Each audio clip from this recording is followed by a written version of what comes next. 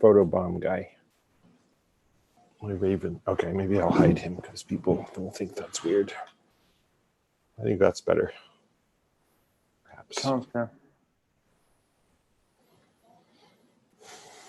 Oh, we're live. Well, That's are better. we? It says so, but you Are we? know more than I do. Oh, we're live. Well, so That's are better. we? Well, That's are better. we? It says so, but you. Okay, hello students, and welcome to the Unit 3 review. We are still struggling to get used to broadcasting through Zoom because it is not clear when we start and when we stop. It just creates a lot of strange weirdness. But today we're going to talk about Unit 3. We're going to talk about the creative projects and how quickly we'll grade those. We're going to talk about anything else? No, that's it. Yeah, so hello everybody. Sorry, I was finding my page in the browser. Yeah, do you want me to walk through some of Unit 3's good, fun stuff? Yeah, go ahead, go for it. Okay, so I will Do share you my... want to do the creative project first, or? Oh yeah, maybe that's probably what people are most interested in. Yeah, probably. Yeah. So yeah, let's talk first about the generalities. Yeah, so these are, as you know, most of the course is self-graded, and these are hand-graded by Professor Wilcox and me. And there are a lot of you and only 2 of us. And so it takes some time to get through all of them. And we are always very grateful for the kind and patient patience that you give us, or that other past semesters have given us, and you will hope we hope you will do the same. And we know it can be frustrating to wait for a grade, and if you have some urgent need where you're like, I gotta know because I'm qualifying for such and such and whatever it might be, tell us and we'll try to kind of fast track it, but we can't guarantee anything. And what we do is we grade in the order received. So if you are really intent on being graded first, submit your assignment like days in advance. The way it goes is like the first 20% of them are submitted like 3 days before. The next 20% are submitted like the day before. The next 20% are submitted at like 6 p.m. the day it's due. And then the last, what am I up to? The last 40% are submitted like 11 p.m., 11:30. So those ones you're going to wait a while. Yep. If you're one of those.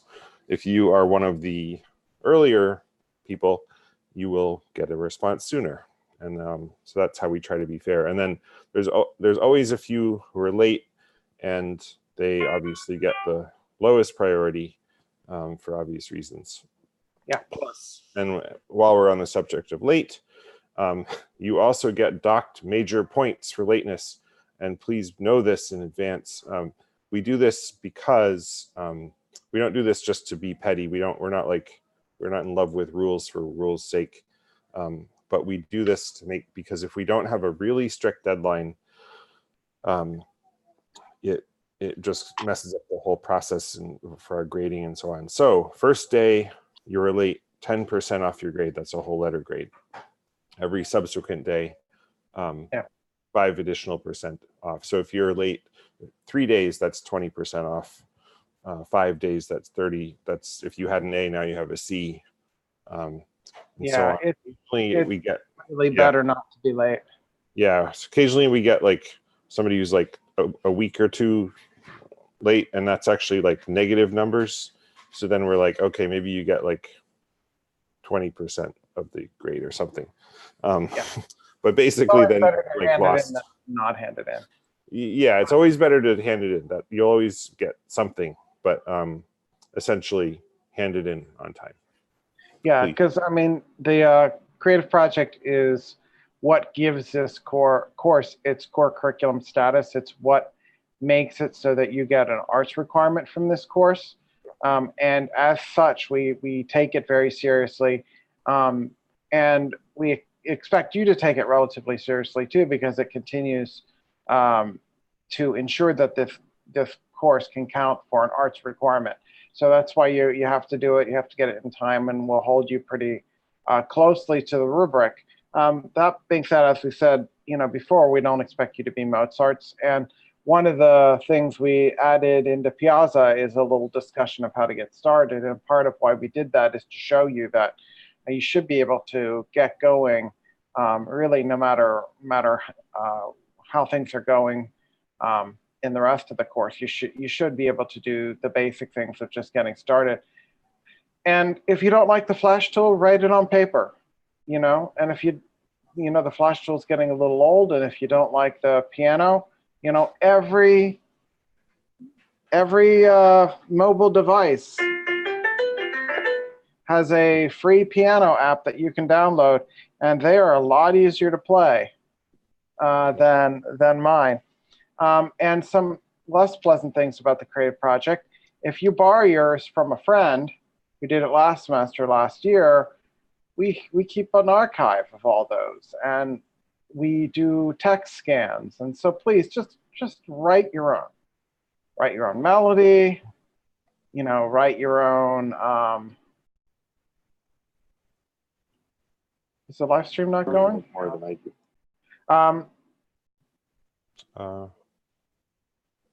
Sorry, we're getting a question about where we can access the live stream. It seems to be.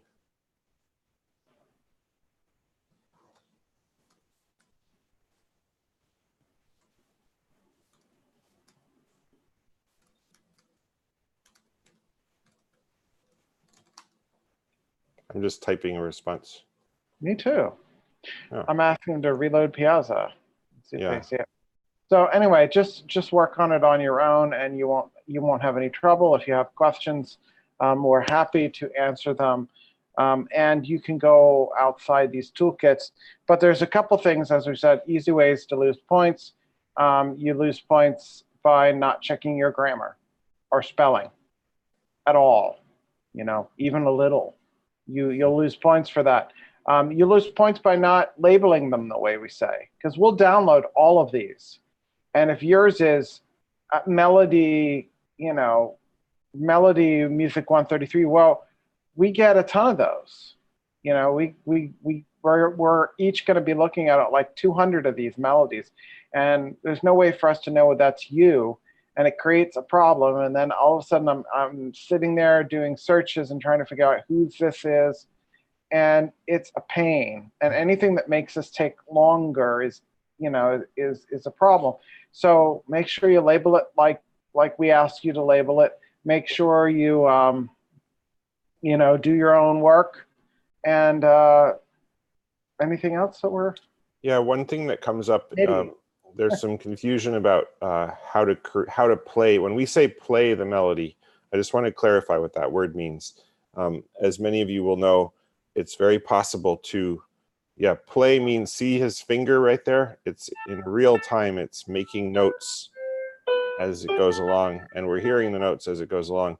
There is no recording process except unless you're recording the audio. And so many of you will know that there are many programs like GarageBand or Noteflight where you can enter the notes in advance, and there they all are, and then you just hit a play button and the computer plays it back for you through the MIDI. And this will not pass muster. This will be, you will not receive points if you do this. And you may say, well, how would you know if I did that? Because maybe I'm just, because it sounds like you are playing music like you are a robot. I am reading the screen now and playing your piece for you. We have heard thousands of these, and we are both composers who I actually use that playback feature when I'm composing. So I've heard thousands of hours of this in my lifetime, and I can spot it a mile away. So just do not. Just like there's like two grade levels gone immediately. Yeah, and and I say it with sympathy because some people may not understand the distinction. And that's why I want to make sure it's really clear. You must play the notes in real time with your actual body or fingers. Or your vocal cord. Yeah. So it has to be an audio file, not a MIDI file. There's another way of thinking about it. Yeah.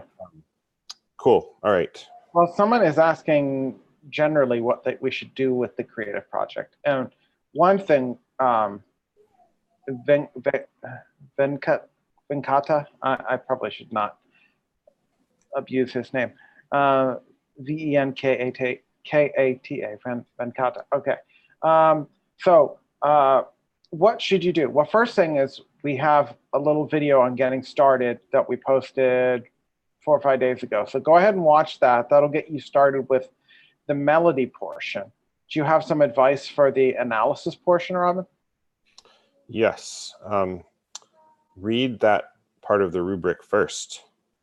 And I'm sharing my screen. Is that showing up for you? Yes. Okay. Because I still see myself in the in my little window, but yeah. So here I'm going to sort of take a step back from how to actually do the assignment and talk about how to approach the whole process. And what I would do first is read this entire document, the whole thing. It's quite long, but especially these point breakdown sections, because basically it's a set of instructions.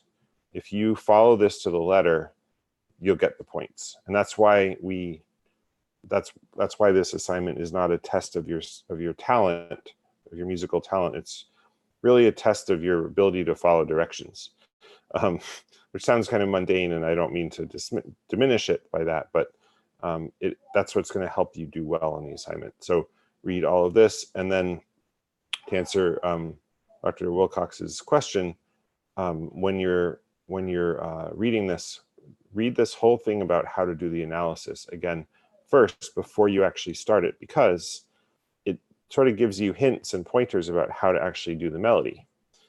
It's a rubric is a guidepost for how to do something. So read the grading rubric at the very end, which is again quite long, but then also read this section right here. Describe the meaning of this text in your own words. What phrases or images in the text might be represented musically by tension, instability, and motion? What might be represented by relaxation, stability, and rest? What were 2 great challenges for you in trying to express this meaning? How did you use the musical elements? So you can see how this is kind of actually suggesting how to go about it. It sounds like it's retrospective, like, oh, what did you do back when you did the melody? But really, you could follow this, like, think about things like tension and stability and motion and how they relate to the text. Think about melodic shape. Think about scale degree tendencies, and then make use of that as you're designing your melody. And I say designing because you can notes, right? Yeah, take notes, exactly. And you can really be quite methodical about it. A melody doesn't have to come from your pure artistic inspiration. That may be how some composers create melodies, but you don't have to create it that way. You can create it a little bit more kind of, I would almost say mechanically, which doesn't sound good from an artistic standpoint, but it's a great way to do well in this assignment. So even if you're someone with a lot of musical experience and you have a lot of inspiration, sometimes people like you, don't do so well on this because they come up, they read the first page up here and they're like, oh, I got this. Here's a great melody that just popped into my head, because they have that musical sense. And then they lose all these points because they actually didn't do the very specific things that we asked. And if we didn't grade it strictly by that, it wouldn't be fair to all the other people who can't just pop a melody into their head. Or they use a key signature.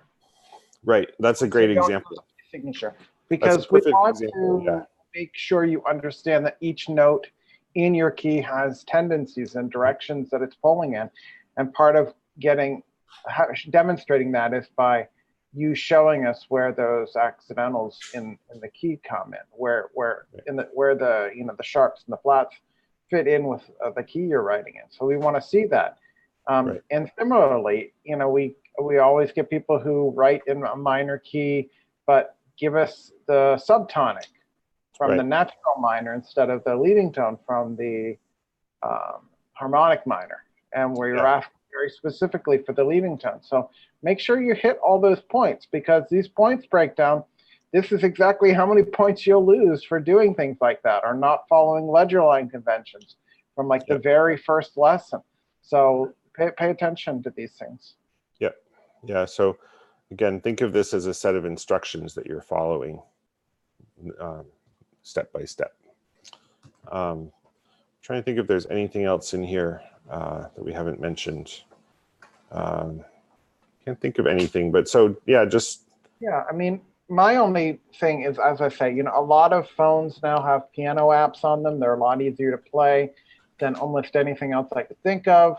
And a lot of, there's apps for recording audio everywhere. You don't have to use the specific one we suggest. If you don't like the Flash tool we give you in Canvas, write it on paper. Just look up free music paper online and download a piece of free music paper, print it out and take a picture, send it in. If you don't like the piano we give you, find an app. If you don't want to use Soundtrap for making recordings, there's lots of websites that do recordings. There's apps that do recordings. Most computers have a microphone that you can do a recording with. I mean, I use QuickTime Player all the time to do audio recording. So, do what you can to make it work out, and you should be fine. Yeah, and you're welcome to sing, play the tuba, whatever. If you have those talents, go for it. I used to have the tuba talent, but I don't know. I'd like to hear that sometime. I think we need a tuba demonstration one of these days. I don't actually have a tuba with me anymore. Oh, excuses. See, don't make excuses for yourselves like Dr. Wilcox is doing. I'm just kidding. No, I don't have one. I don't have a tuba. Lame. Just kidding. I have one at my parents' house, but they don't want to send it. Yeah, that's a pretty hefty FedEx. Yeah, plus dangerous. All right. Anyway. All right. So I have right in front of me here, I have the rest of Unit 3. So maybe why don't I talk a little bit about the assignments, and then we'll let these good folks go to bed or go do whatever they do after 10 p.m. 9 p.m. All right. So Unit 3, this is where Creative Project 1 happens to live, but Unit 3, of course, is about other things. And specifically, it's about scales. And scales are specifically built of small building blocks called steps, also known as tones, and in two varieties, semitones, half tones, also known often as half steps, and whole tones, also known as whole steps. And so this is there to help you distinguish different types of these. And whole tones, the way that I usually do this is I picture the piano in my head. And essentially a whole tone is if there's any other key, black or white, between the two notes that I'm looking at. If there's one other key between them, it's always a whole tone of some kind. Like C to D has the C sharp or D flat key in between it. E to F sharp has the white F natural key between them. That's always a whole tone. Semitones are a little more tricky because they come in two varieties. Let me find an example. Here's two perfect contrasting examples, so I'll just use these. One kind of semitone is the chromatic semitone, which means that the pitch name, the note name is the same, but the accidental flat or natural is different. So that results in two different keys on the piano, two different notes, but they have the same name, same letter name, in this case, G flat and G natural. So that's a chromatic semitone versus a diatonic semitone, which is two different letter names, in this case, A and G. And there's still a semitone apart because there's no other step in between, no other note in between. So as long as you have that distinction solid, just do one more. This is chromatic. Just check with yourself. Is it the same exact note name, same ledger line or space? It's got to be a chromatic semitone. And then if it's two different letter names, check are they a semitone apart or a whole tone apart? And then that should get you through this one pretty well. And so there's a lot of them to go through, and that's again to for you to drill and have this become second nature. That's why there's so many. So with that, and then of course, we really recommend reading the lessons, even if you think you know all this stuff, because there's going to be stuff that you don't know, that you don't remember, and so on. And we have these great diagrams and great materials. And then yeah, I mean, we all learned to play all the scales when we were kids. If you were a performer, right, that was what you practiced. It's one of the major things. But even if you know the scales, even if you can play them by memory on a piano, knowing how the scales work and how they were built is important, because it affects everything you do going forward. So don't feel like, oh, I've got this, I know this, I've performed this. We're not doing performance here. We're doing theory, and theory is about knowing how things are put together so that the performance works. So yeah, you've done the front end, and we're showing you the back end, and we're learning back end music coding here. Yes, that's a good analogy. This is one of my favorite spots in the whole course, partly because I think I did this video about the music scale degree personalities, and that can be also really useful when you're doing your creative projects to think about the tones in the scale as a kind of set of, it's like a family or a kingdom with different characters who have different roles to play within the whole system. But then once you've done all the lessons, once you've read all the lessons, go ahead to the assignment. And I should really do these in student view, shouldn't I? But then it wouldn't let me progress always. Anyway, waiting. Okay. So the major scale is probably usually the one you learn first. And then it sort of becomes a mental default or template for learning the minor scale. Or at least that's how I learned it. I kind of learned the major, and then I learned the minor through figuring out how it related to the major. So this assignment, this is a great example of a simple looking question that has a lot of steps involved to get to the answer. And so essentially what I mean by that is it asks you this very simple thing, but you have to go through several stages. So in C major, what is this pitches? I believe this is one of the types of things you'll do on the exam too. So it's worth paying attention. Very good point. Yeah. So we give you a certain piece of information. This is in C major, and we give you the pitch. Those are the two givens. And the question is, what is the harmonic function? And the harmonic function depends on what scale degree within the key that note is. So that's the piece that you have to figure out from the evidence that you have. So the tonic of the key is given. So what I do is think of that as a second note of reference. You've got two actual notes to work with. You've got the tonic of the key, which is C, and you can kind of imagine it in your head on this second space down. And then you've got the given pitch. And between those two notes, you can construct a scale, which then will tell you what the scale degree of this given note is. And then from there, you can extrapolate to what the harmonic function is. So let me walk you through that. So C is the tonic, and scale degree is a number counting from the tonic with the tonic as number 1. So use the lines and spaces to count up from C. C is 1, D is 2, E is 3, F is 4, G is 5. So now we have that missing piece of information. G is the 5th scale degree. And then you would go to your lesson. I won't do it now. And if you can't remember what the harmonic function names are, look it up and remember that they are just another way of they're just another name for the scale degree. This list right here is just 7 names for 7 notes. Tonic is scale degree 1, supertonic is scale degree 2, and so on. So you could even just use this right here to count. You know it's scale degree 5. So you go tonic 1, supertonic 2, mediant 3, subdominant 4, dominant is 5, and there's your answer. So again, a few different steps, but we give you all the information you need. Let me do one more, a little more quickly.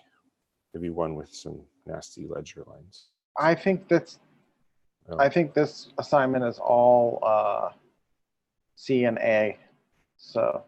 Oh, okay. I don't know if you'll get too nasty.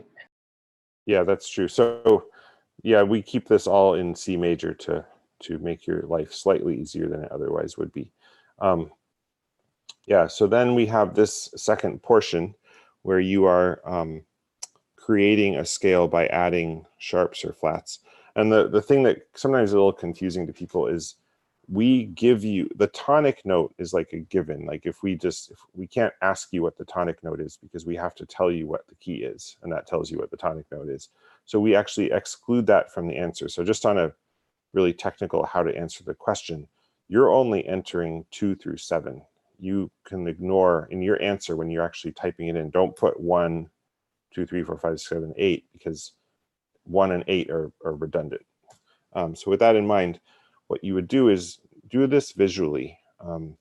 C flat major, it sounds really complicated, but in a sense it's kind of simple, because if you just think of C major, and then all of them have flats, basically. So what am I doing? So then, so put the flat right in front of the D, doop-de-doop, whoops. And then put another flat and so on, and it takes a minute to do that, but I'll just do them all quickly. Well, maybe I won't bother doing them all. They're all going to have Fs. So the answer would be, again, starting with 2, F3, F4, F5, F6, F7, F. That's your answer for that one. Do slightly less crazy one, G major. So now you have to, with this one, you actually have to go, this is a better example actually, because you have to use the scale degree pattern, or the scale pattern that you've learned, which is whole step, half step, whole step, half step. What you're doing is that's your template or your DNA, and you're trying to get this scale to match it. So check what steps you actually have written here compared to the steps that you need, which are that pattern, whole step, half step, whole step, half step. And see what you have. So we have a whole step G to A, good. We have a whole step A to B, good. We have a half step B to C, good. So far we don't need any accidentals. C to D, whole, good. D to E, whole, good.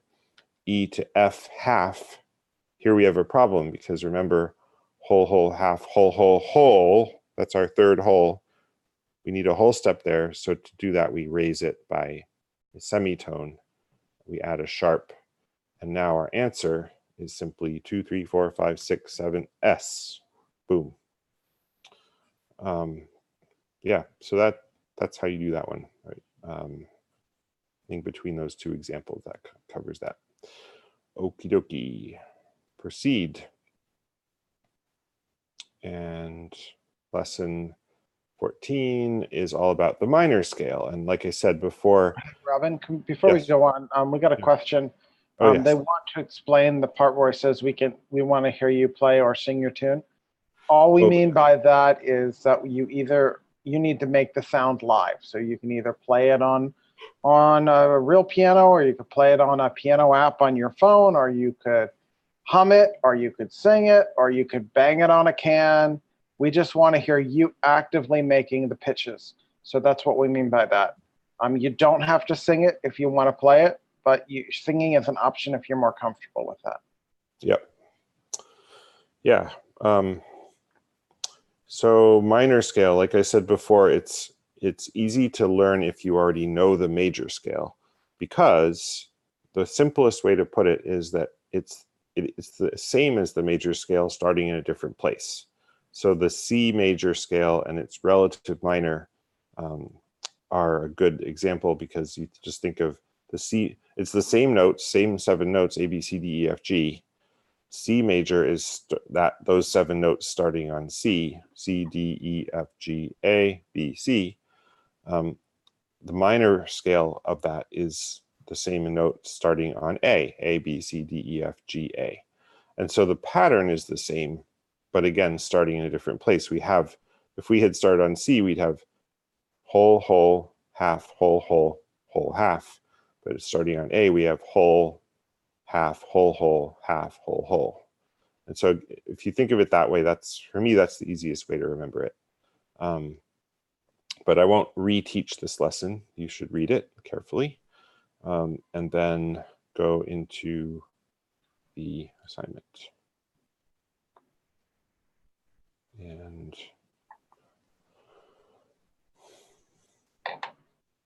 oops.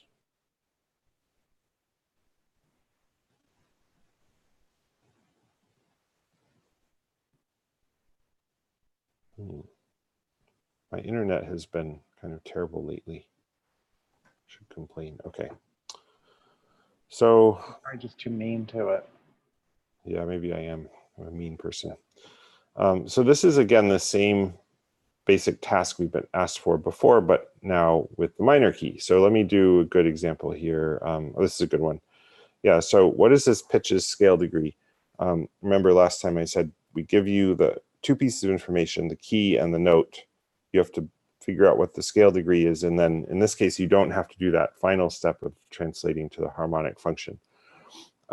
So A minor means that A is the tonic, and so imagine an A down here below here with some ledger lines, or you could just use the scale, the letter names, and count to A up to F. So A is 1, B is 2, C is 3, D is 4, E is 5, and F is 6. So you don't even need the sharp in this case. It's good to know that what's going on with that sharp, but to answer the question, you really just need to know that it's the 6th note of the scale degree 6. So I won't belabor that one. Again, here's one that has the harmonic function names. You can look them up, but if you know the scale degree, you know those. And then same thing with this part of the assignment. I don't know that I even need to do one, but again, just keep in mind that the pattern is different, and remember the difference between the ascending and descending versions of the melodic minor scale. And I think there's a section for that. Maybe it's the next assignment. Yeah. Okie doke. All right. Key signatures and circle of fifths. This is a good one. This is where I feel like this starts to get kind of fun, because if you're into that sort of thing, there's a lot of elegance to the system. The circle of fifths is kind of a beautiful thing, in my opinion. Since I'm talking about it, I'll just show you how beautiful it looks. There it is. It shows you how the keys all relate to each other and the numbers of sharps and flats, and how this magical thing happens where if you go farther and farther and farther out with adding more and more sharps, somehow magically you come around the other side. And if any of you, just as an aside, ever want to really nerd out on this stuff, I'll tell you a secret, which is that back in the old days when they used to tune notes in the way that sounded the best possible way it could sound, this was more of a spiral. It didn't quite work this way. And then they figured out this whole system with tuning things differently, all to make this circle meet up at the bottom. But it's all a little bit out of tune, but we don't notice because we're used to it. Anyway, it's all very fascinating.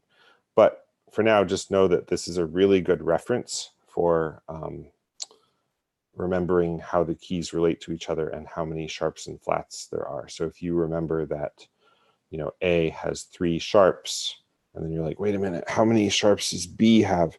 Think of it as 2 notches over on the circle of fifths.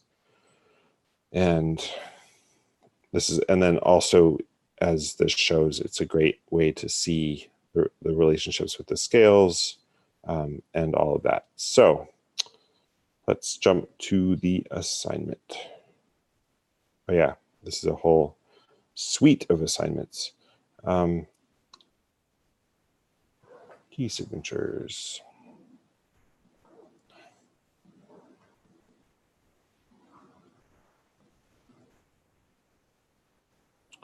Yeah, so we basically, we don't ask you to write out key signatures. We ask you to identify them. And so have that circle of fifths handy. Try to memorize these, but there's always a trick here that all theory students learn. One trick for flats, one trick for sharps, which is that for flats, the second to last flat from For the major scales. For this, yes, thank you. For the major scales, the second to last flat from the right is the tonic note. So, and this doesn't apply here because that's a minor key. And for that, you have to know the relative major and minor, which is, we just taught you if you'd read the lesson. Let me do this one. The second to last flat from the right, because it's major, thank you, is the tonic. And the second, so it goes B flat, E flat, A flat, D flat. Second to last one is the A flat. So it's the A flat. And here you need to be careful about how to write them. So we actually have the sample right here. A flat major, like that. Or actually not capitalized. Yeah, so be careful with that. This one, that trick will really help you. Second to last flat is C, so it's C flat major. Otherwise, navigating all those flats could be quite tricky, but you should know how they relate to the circle of fifths. The trick for the major sharp keys is that the very last sharp on the right is the leading tone, not the tonic, but the note right below the tonic, one semitone below the tonic. So think of it that way. You have A sharp is the leading tone, one little cute little semitone up is B, and that's your tonic. For the minor keys, review the relative major and minor relationship, which is kind of complicated to explain, so I won't belabor it because it's in the lesson, but that's really important. And I think we cover that elsewhere too. All right, I'm trying not to be too long-winded, but mostly failing. Okay. Yeah, oh yeah, this is what I was... That being said, if you have a question that you need answered, feel free to go ahead and ask those questions. You know, yes. I know we've been getting some questions again about the stuff we probably discussed at the beginning of the call here. So once we're done, you can go back and play that again. But if you have some more questions about scales, you can go ahead and ask now. Yeah, so I want to call out this difference between harmonic and melodic minor. You'll just notice right away that the harmonic questions, we only ask you to write the scale going up, and that's because it's the same going up and down. We just want to know that you know what the notes are. And we only ask you to even enter or think about the 7th scale degree because that's the only one that's different. So don't write 1, 2, 3, 4, 5, 6, 7, 8. Just write 7, whatever. Another thing that's hard to figure out a little bit is how sharps and double flats work. So I'll just quickly mention that. In this case, you're going to need a double sharp because, so it's going to go like this. Because this note is already sharp. It's a G sharp in the key signature. And so when you are writing the harmonic minor, you're raising the 7th scale degree by a semitone. So if it's already sharp, you have to sharp it again, and that's what a double sharp is for. So your answer here is just 7D. Now, what do you do to undo a double sharp? Let me find an example. Because in the melodic minor, you need to raise the 6th and 7th degrees on the way up, but then lower them back down to their pre-existing state. And I don't say natural because maybe they weren't natural. Maybe they were sharped or flatted before in the key signature. So here's an example. 6 and 7 are raised. So let's see, what are those notes? Are they sharped or naturaled? Looks like the B is natural and the C is sharp. So we're going to put a, we're just going to leave the B, or no, we're going to raise the B with a sharp because it's, right now it's only natural. And then we're going to raise the C with a double sharp because it's already sharp. Now that's so far so good. Now we have to figure out how to get back down by returning these to their pre-existing state, not their natural state, because one of them was sharp. So point of all that is to say, to change a double sharp back to sharp, you don't put a natural, you put a sharp to reinstate its sharpiness. But for the B, it was natural, so there we do need a natural. This is probably one of the most confusing little details in the course. If you can get this, you're doing great. And then, of course, for the answer, you do 6S, 7D, 7S, 6N. Yeah. Oh, man, that was a lot to explain. So I'm going to, flats, it's a little less, you don't have to worry as much, but the same principle applies where you're not, you won't be, probably won't get into this situation, but if you have a double flat, to return it to a note that was flat before, you don't use a natural, you use a flat, a single flat. That was just such a mouthful of explanation that I'm going to move on. No, that was actually, that was good. Okay, thank you. Let's see here. And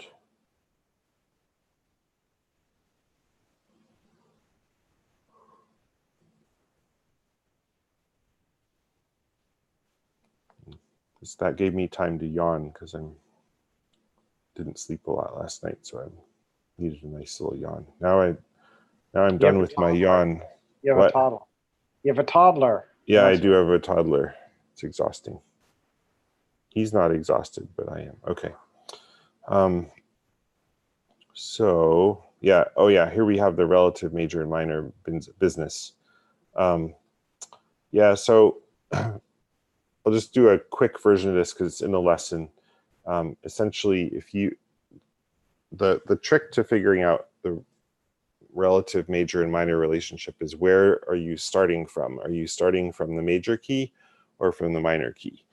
Because that's, once you have that, once you know that, you're just counting steps.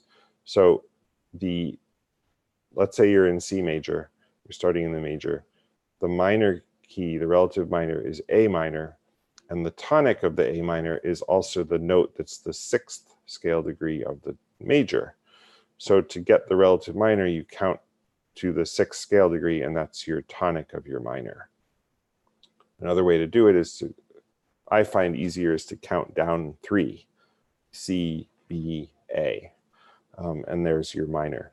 Now, if you're coming from the other direction, from minor to major, it's the same basic concept, but you have to count the other way. So A is now your starting tonic, and you count up to C, 1, 2, 3, A, B, C, and that's your tonic of your relative major. You don't usually need to count down 6 because it's just 3 little steps. So quick practice session on that. Relative major key of B minor. Okay, so B, we give you all the keys, so we don't help you out with any hints. And that's basically the circle of fifths, a list of the keys in the circle of fifths, all of them. So B minor, so B is your tonic of your minor. So count up 3 steps in the key. So you wouldn't go like B, C, D flat, because D flat doesn't exist in B minor. But you would go B, C, D major. Note those are 3 steps apart. Basically, they're always going to be 3 steps apart, which helps. Do E minor, E is the tonic, F sharp is the second scale degree, G major. We need to go, where's some that are minor or that are major? Oh, well, anyway. Okay, now it's the same exact thing, but with key signatures. We don't tell you the name of it in words, we tell you the name of it in key signatures. And we ask you, which one of these is the answer. So relative minor of G flat major. Now we're going to count down 3 steps within the scale, or up 6 steps. It's a little more reliable to count up 6 steps, but a little bit harder. But we'll do it that way. So G flat major, G flat is 1, scale degree 1, A flat 2, B flat 3, C flat 4, D flat 5, E flat 6. So that is your relative minor. Am I doing this right? I feel like I'm...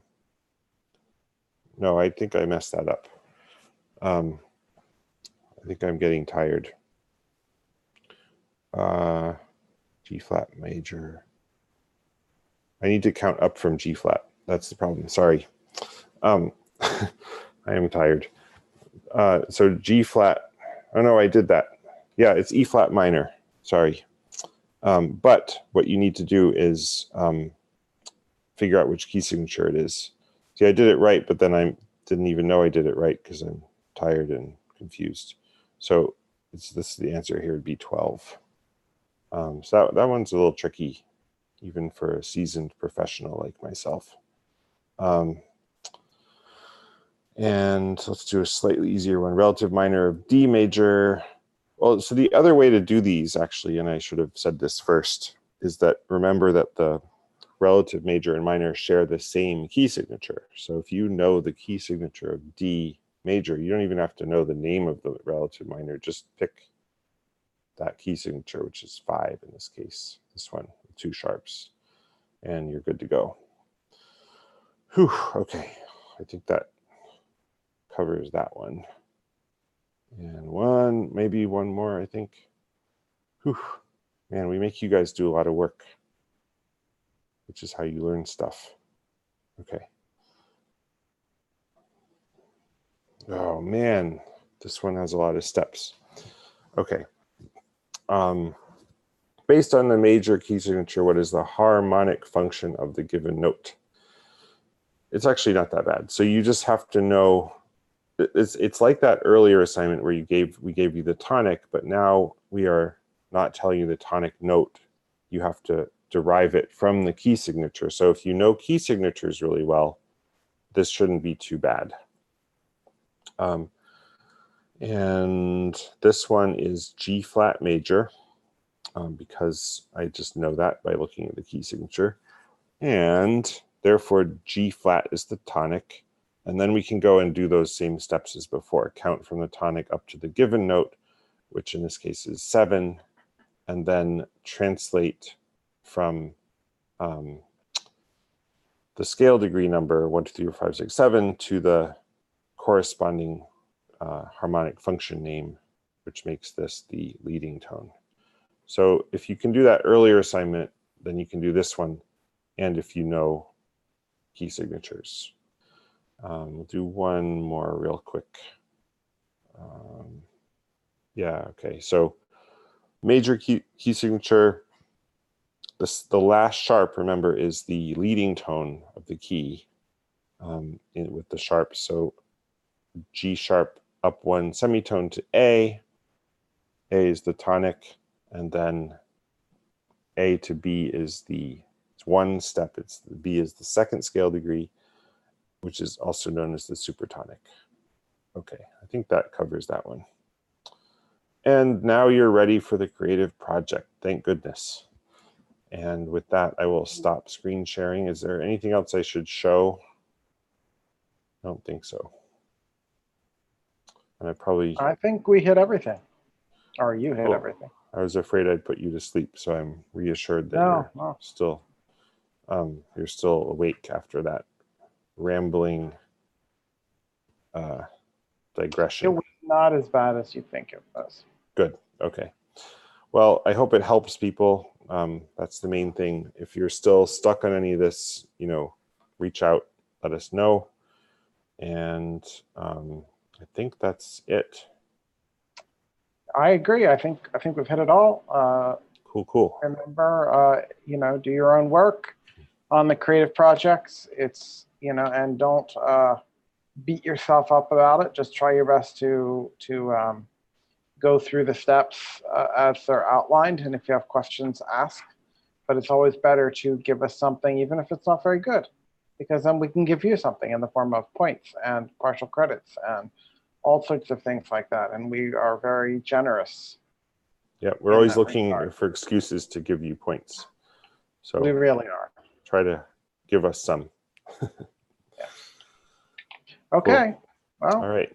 We're going to sign off here. Okay. Good night, everybody. Night.